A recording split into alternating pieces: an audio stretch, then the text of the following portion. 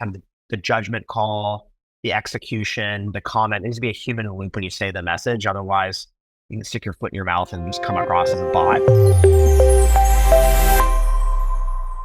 Welcome back to another installment of the Next Gen Case Study Series. On today's episode, we have Stuart Watson, who is the Director of Sales Operations at Spot AI, where he leads sales strategies to drive the company's growth in the AI-powered video intelligence space.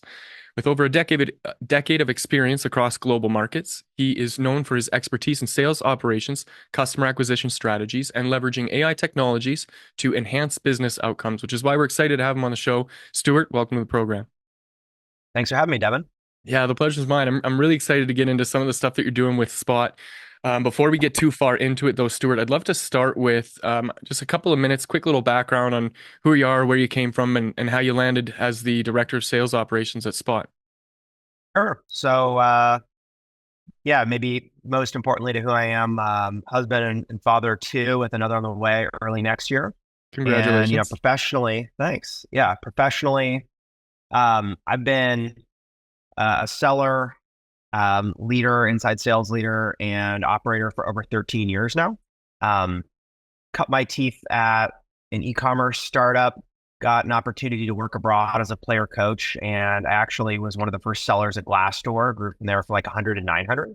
And slowly, when I look back on this arc, I've been moving to more and more technical sales. And after a long tenure at New Relic and some other technical sales, I find myself more formally for the first time in a proper full-time operations role here at Spot AI. Wow. So you've very intentionally kind of pursued this ecosystem of just marketing, business development, and all of that kind of stuff. What about it has captured your attention and made you want to pursue it so intentionally? Well, before I made this career transition, of the last year, I actually did a LinkedIn search. And so I was a global vice president of sales development. And so I had about 60 ICs, first and second line leaders globally from like Australia to the UK and Dublin. And I did a search on LinkedIn one time and I saw that there were 42 other people in the entire English speaking world that had my title. So I came to the conclusion that I was like at the tip top of a small local maxima.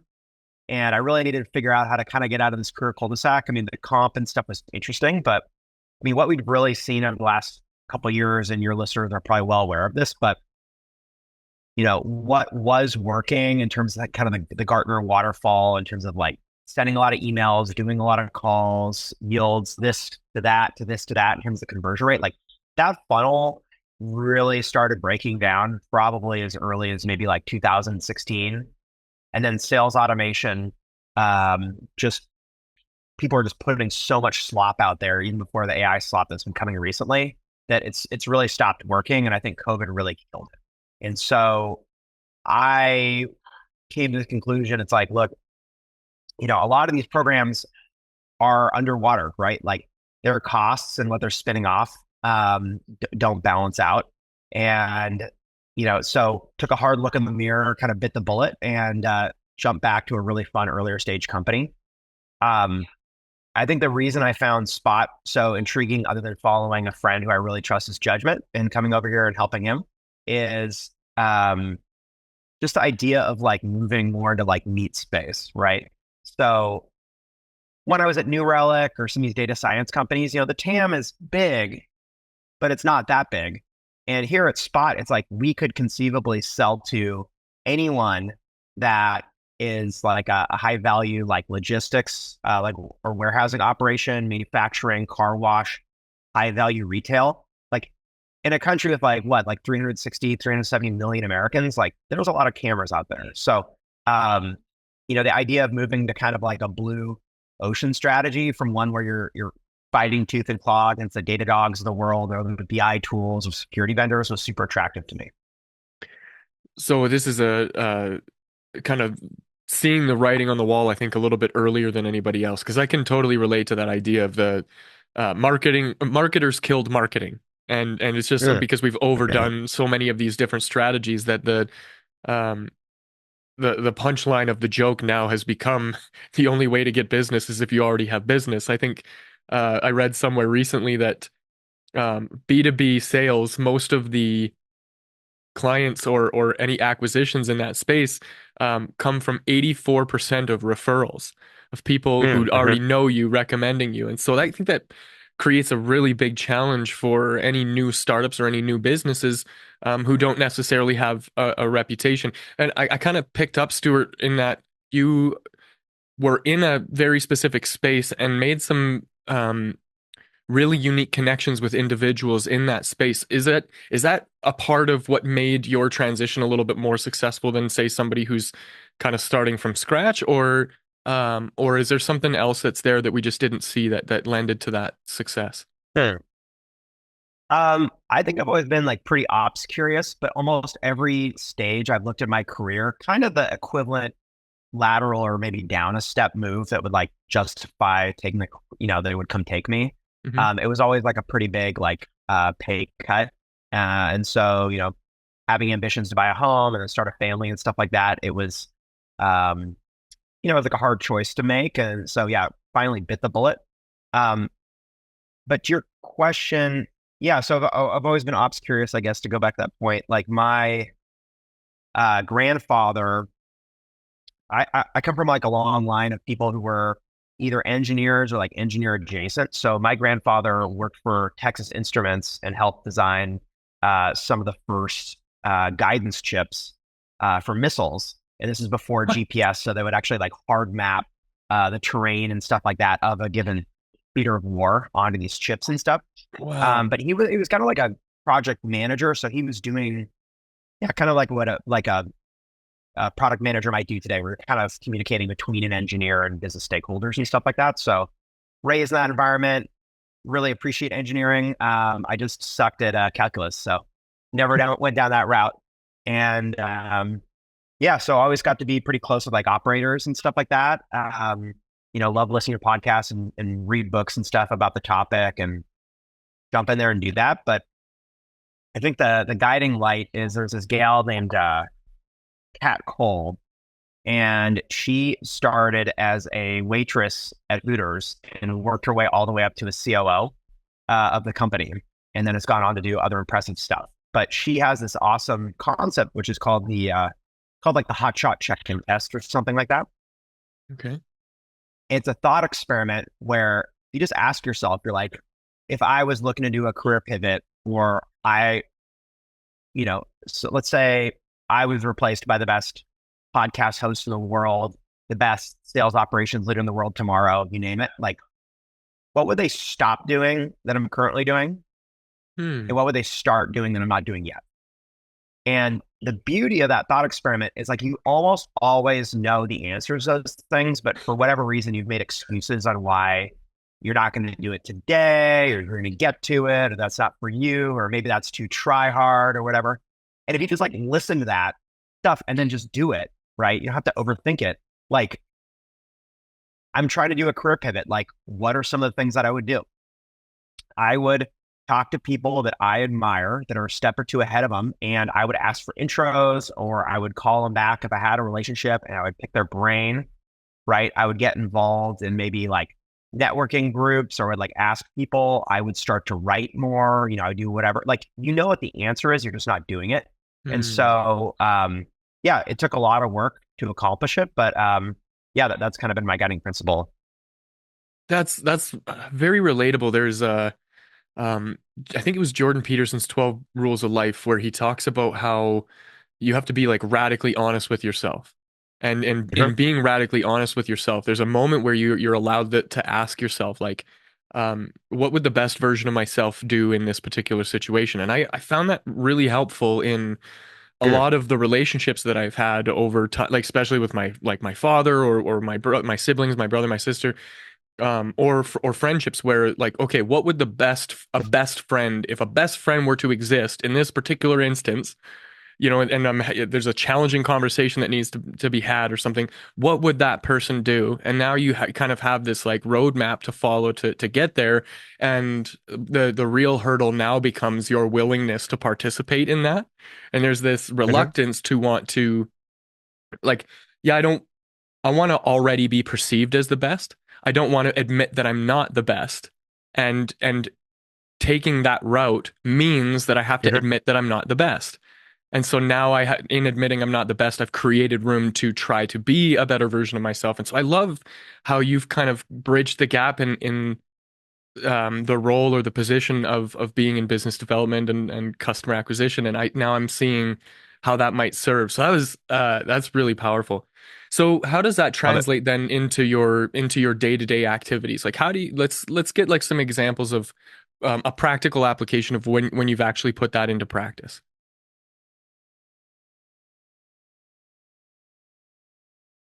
So when I was between jobs last year, I had the privilege of working with a VC company on contract and have a surface area with like a lot of different portfolio companies and things like that. Okay. And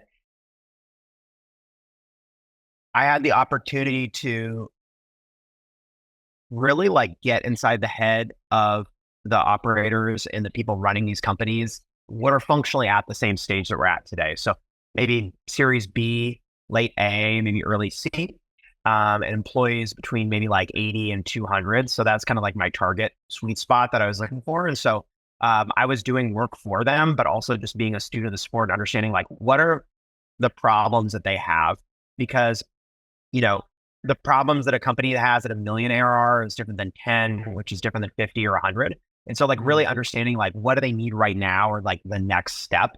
Because it's really easy for these kind of big FANG type people or Googlers or whomever to come in and just like totally have like the wrong speed, cadence, understanding of what the value is for those. So getting inside the heads of those early stage companies and like understanding like their PMF problems and things like that, or, whatever's unique to them was big. And the other one was just like calling up sales ops leaders I really admire and had a good relationship with, and, just practicing for the interviews and bouncing ideas and things off of them to like make sure that I put my best foot forward and was, desirable for a company like Spot.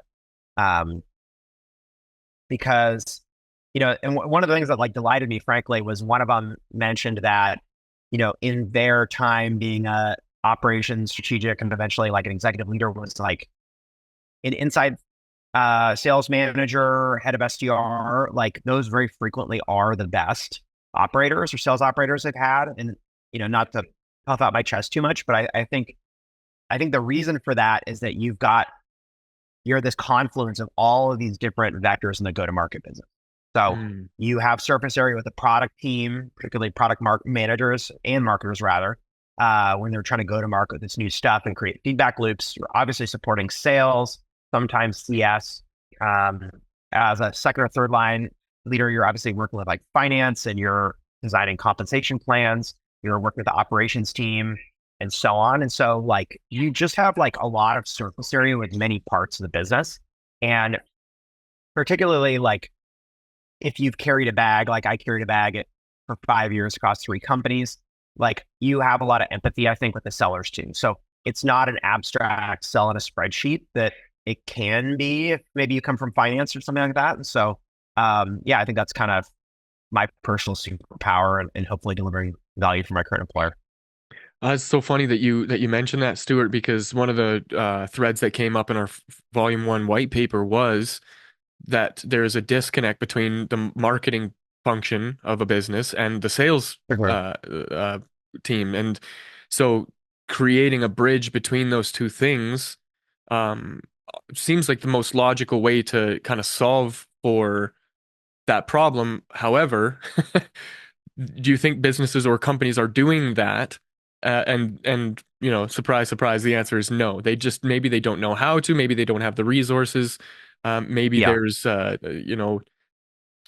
just a culture thing, whatever it is. I wonder what would if you were to approach that problem with some sort of solution based from your vantage point, what would your answer to that be? Yeah. I think just tell them to pick up the goddamn phone or go see customers in person. So it's like you need to be able to zoom in and zoom out. So if you look at some of the best, leaders that we admire, whether it's, Steve Jobs or Jeff Bezos or whomever, like very often these people are defined by their ability to zoom all the way in on a problem and all the way out.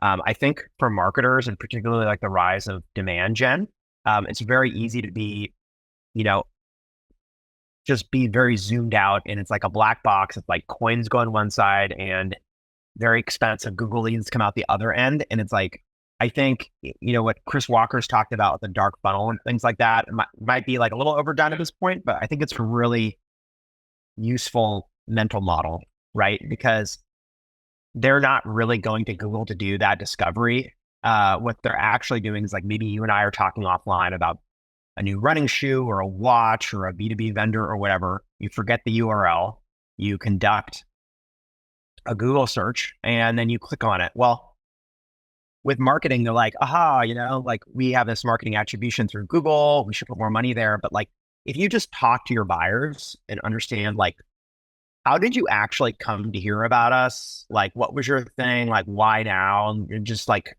listen, like actually actively listen to them. Like, you'll learn a lot about that funnel, and you'll start to see patterns emerge. And so I think there's sometimes like a arm's length distance that marketers and product people and others have. And it's like, you really just need to have, if you can at all, create a culture of like talking to your customers and like listening to them. I'll give you a great example. So this particular business is really,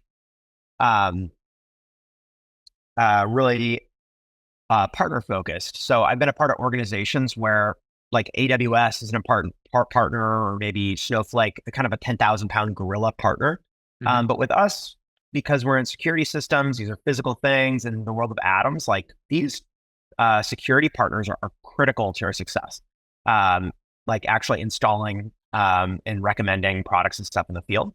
And so I had the privilege of talking one at Sales Kickoff and with BizTech, shout out to BizTech, and they said that when he was a seller at a company that's a competitor of ours, he would see deals be fully exposed. The whole kimono is open on Reddit threads. These IT and security vendors are talking about and dissecting a whole deal.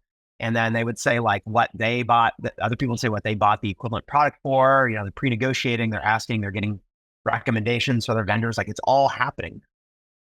And so it's like, you as a marketing leader, an ops leader, sales leader, like you need to understand like what are those areas that are occurring for your company? Are they signal chats?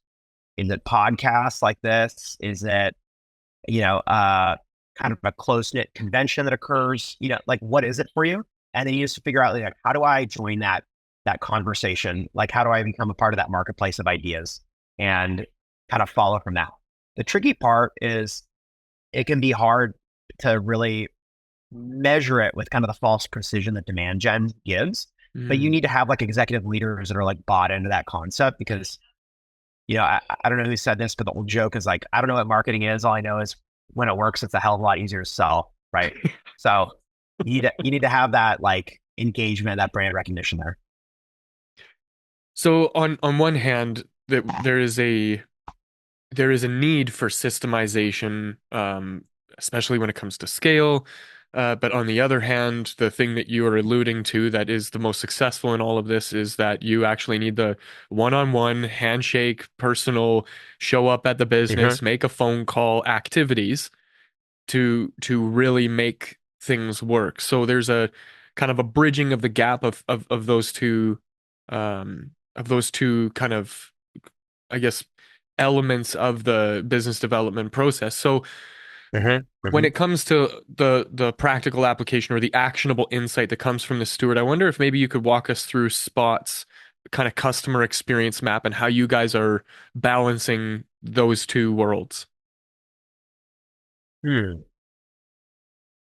first of all, I think it helps that, we are in the physical world to begin with. So it's not like a weird abstract thing where you default to Zoom conversations and stuff like that. It's like, we want to actually see how it's instrumented in the field with our manufacturing partners, with our car wash partners, with our warehousing partners, right? Like, we want to see that. It's like a real thing. So starting there is like helpful.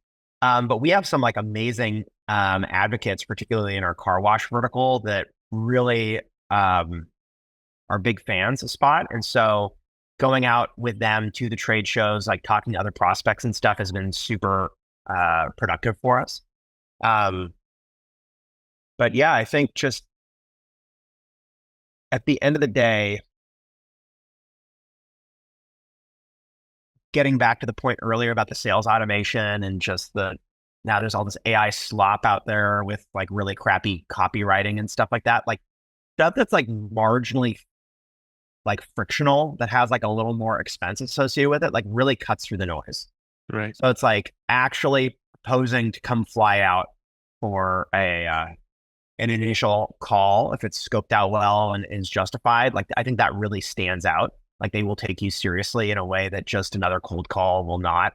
You know, coming to do like a lunch and learn, like maybe a nice dinner with a mix of customers and prospects and stuff like that. Like I think that cuts through the noise because people are really craving that. And, it shows that you've got some skin in the game. It's not just like a zero marginal dollar cost, an SDR just spamming into the void. It's like, I'm a real person that wants to get a real dinner with you, who's bringing real customers to also talk and validate what I have to say.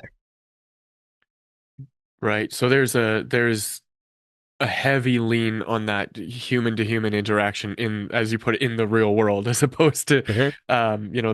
that automation and things. So, I actually just read, I follow, Ryan Levesque on LinkedIn, and one of the things that he recently posted about and kind of got in a little bit of trouble for doing so, was he he saw a post made by Alex Hormozy, or what appeared to be Alex Hormozy's account, asking people to engage with it in some way. And so he did. And in doing so, Ryan, just a little caveat here, a little asterisk, Ryan knows Alex personally. They have interacted before. Okay. They're not BFFs, but they know each other, right? So Ryan gets into this conversation, that first couple of message sequences, and it's clearly a bot. It's clearly AI. And so Ryan like screenshots all of this and tries to make the point that when you do something like this, and there isn't some level of human intervention, you lose Mm-hmm. an immense amount of trust with the person that you're trying to build rapport with. Now, he did later come to Mm-hmm. find out, just for anybody that was following this whole thing, he did later come to find out that it was a spoof account and it wasn't actually Alex. And then Alex went on Mm-hmm. to explain some of the things that and checks and balances that he has in his own system to stop that from happening. Um, Yeah. but it pointed at something that I think that you kind of alluded to as well. There's this disconnect between what we're creating in the AI and these automations and the human element that's necessary to make that connection with somebody so that we can actually Mm-hmm. do business with them. So Mm-hmm. what's your take on that? I'd love to get a little bit deeper on just the usage of AI, where you think it works, where you think it doesn't work, and maybe some other thoughts on that. Yeah, I think we as humans have a pretty finely tuned internal bullshit detector. And like each generation, I heard this said really well, like each generation is kind of like a sundial. And as the sun goes around, there's different blind spots each generation has. And so there's probably something that our kids will look back and be like, God, I can't believe those, millennials or whatever, or like they don't get this. It's kind of like we make fun of boomers for, trusting X and Y. So we'll Mhm. probably fall guilty to that. But I think like by and large part, whether it's counting fingers or you can kind of detect, it's like hard to articulate it, but like this AI slop, like you see it. And trust is a little bit like a bank savings account. It takes a long time to build it up. But if there's like a trust issue, you create a run on the bank and it's kind of scorched earth, right? And Mhm. so like you just need to be trust is the real currency that we all trade in. And particularly whether it's, personal reputation or a company's brand. And so you just need to be very precious around that. Where is AI good? There's some people I really admire on the topic. I think maybe Tyler Cowen or a couple other people propose this and say that like, unlike other tools, I think AI improves the far left tail of the distribution the most. Where like if you're not a very good writer, it moves you closer to the mean, reverts you up, right? Whereas like if you're a very good writer, like that kind of flop will just pull you down. So I think something like a perplexity or creating like structure to your writing or kind of a first pass and you write it with your own language is really good. I think like summarizing context and stuff like that is quite good. And then I think like pattern recognition, whether it's vendors for account scoring or other things is like quite good, like combing through really large data sets and things like that, and bubbling up like patterns and things like that that are just too big for a human mind or corpus to do is like quite good, especially if it's a pretty unstructured way, right? So, historically you have a like kind of a SQL database and you can have structured stuff around that. I think it does very well in this kind of semi-structured data that typically you would need a human to make judgment calls and stuff around. It's awesome for that. But I think the human needs to be the tip of the spear on making kind of the judgment call, the execution, the comment. There needs to be a human in the loop when you say the message. Otherwise, you can stick your foot in your mouth and just come across as a bot. And then you get dismissed and no one's going to respond to your email. So, Yeah, that's something I'm really present to. I've spent a great deal of my career in marketing focused on really good writing, and um, I think that's probably one of the things I'm most frustrated with when it comes to using generative AI is when I do ask it to generate something, I'm always like, it's so obviously not human, and this could be improved so much more if right. it had the right input. And so that has become a pet project of mine, is to see what I can do to convince ChatGPT to speak in a way that's more human. But yeah, to your point, it's necessary to it, the people who use the tool are going to advance with the tool, and the people who don't are going to get left behind. And this Mm-hmm. is the worst it's ever going to be. So, what are Mm-hmm. what Mm-hmm. are we going to do to kind of contribute to it becoming better? I think is something that we all should Mm-hmm. probably focus a little bit of our energy on. But so Stuart, this has been really insightful. You've shared a lot of really great wisdom with us, and I'm very grateful for that.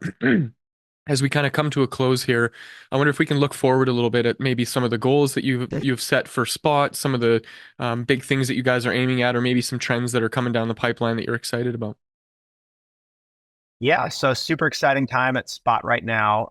We're about to formally announce some pretty impressive stuff along the AI lines. Like we already do pretty sophisticated things like text-based queries, like show me all the white SUVs that drove through, yesterday afternoon or things like that. I mean, like our secret sauce was if you have a traditional, they call it IVR, but functionally it's like what was a DVR back in the day, right? You went from tape decks on site for video recording for CCTV to solid state or traditional hard drive for recording it. But like if you had a claim or an incident or something, it take a long time to come do that footage and things like that. And so, what we're able to do to like have like customized alerts and actually like AI agents are saying like, well, you haven't set up a rule around this, but we think that this is probably going to be of interest to you and surface that's really what's coming next for us.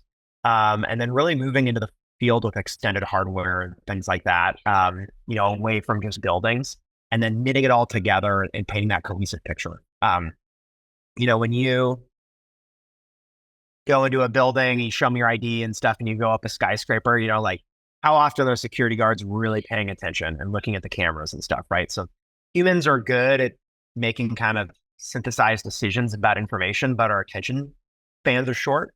And, AI does not have an attention span problem. And so through kind of video intelligence and things like that, we can help vendors really understand ways to optimize their business, how to mitigate risk, how to increase throughput for things like warehousing and car washes and stuff like that. So just a super exciting time to be a part of this.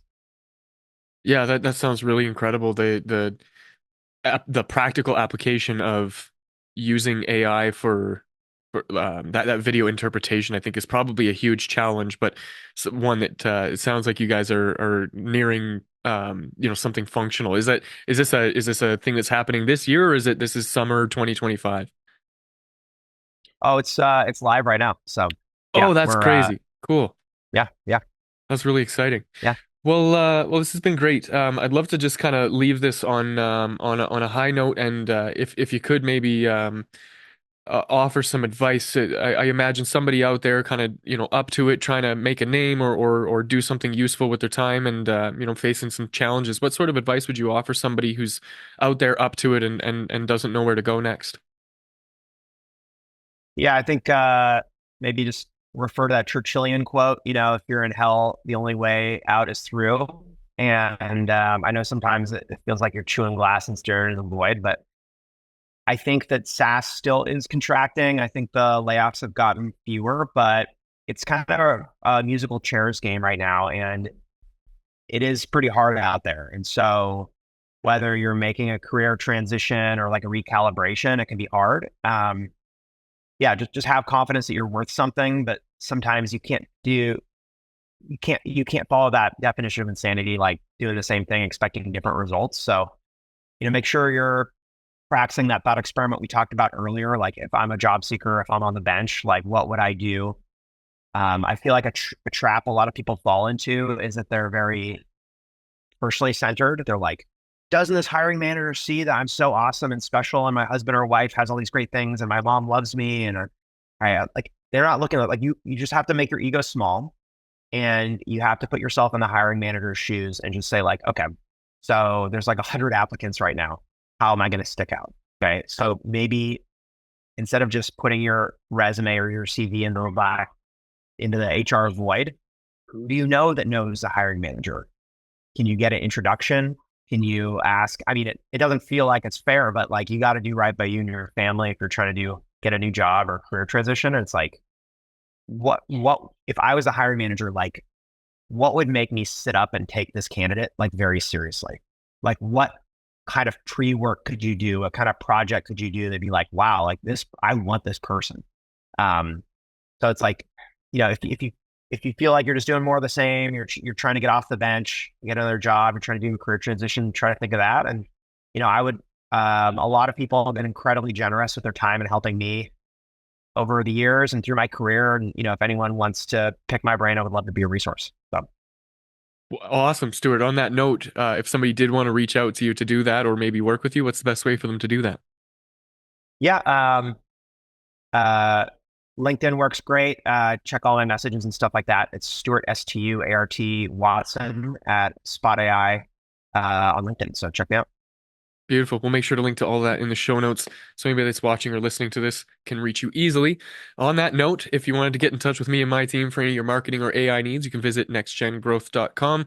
Otherwise, that's it for this episode. Thanks for joining us for this conversation, and I will see you in the next.